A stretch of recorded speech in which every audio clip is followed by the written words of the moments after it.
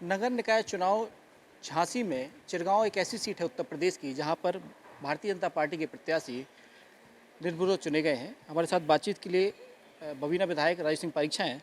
Sir, निर्विरोध चुने गए हैं, बाकी पार्टी के कार्यकर्ता कहाँ गए?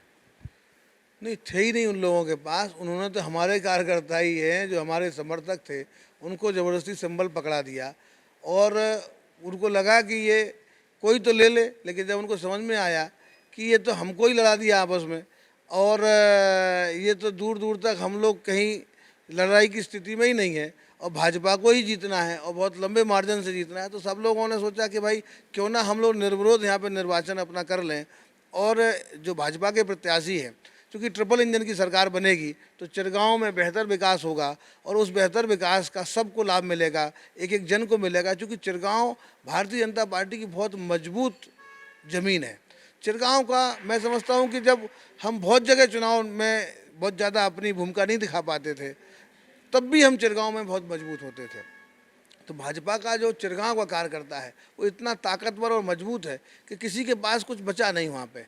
अब तो चूंकि राजा ही जो थे वही परिवार हम लोगों से लड़ता था निर्दलीय के रूप में, और लोकसभा और विधानसभा के चुनाव में हम लोग स्वीप करते थे और नगर पालिका के चुनाव में कहीं ना कहीं हमारे लोग ही उनके प्रति आस्था प्रकट करते थे।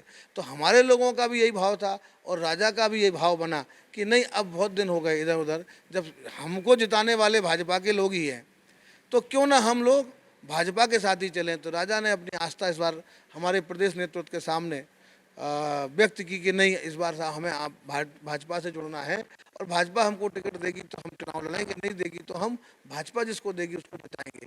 और इस बार हमको भाजपा की ट्रिपल इंजन की सरकार बनानी है और चुनाव को बेहतर बनाना है। उसके लिए राजा साहब ने अपना जहाँ प्रस्ताव दिया, भाजपा ने भी उसको स्वीकार किया। भाजपा ने भी कहा कि हम मेरिट के आधार पर टिकट देंगे और आप अगर हमारी मेरिट में फिट बैठेंगे तो हम आपको निश्चित रूप से टिकट देंगे। भाजपा की जो स्क्रीनिंग कमेटी है उस स्क्रीनिंग कमेटी ने मेरिट के आधार पर टिकट दिया और जनता उस व्यक्ति को दिया जो जनता में जो थोड़ा बहुत क्लैश था वो क्लैश खत्म हो गया था। क्योंकि जिसको जनता चाहती थी वही भाजपा के, जिस हाथ को चाहती थी और जिस फूल को चाहती थी, हाथ और फूल दोनों एक हो गए। जिस साथ को चाहती थी, जिस फूल को चाहती थी, वो दोनों एक हो गए।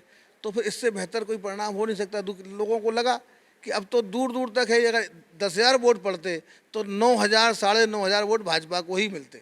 ये स्थितियाँ थी, कोई विकल्प था ही नहीं।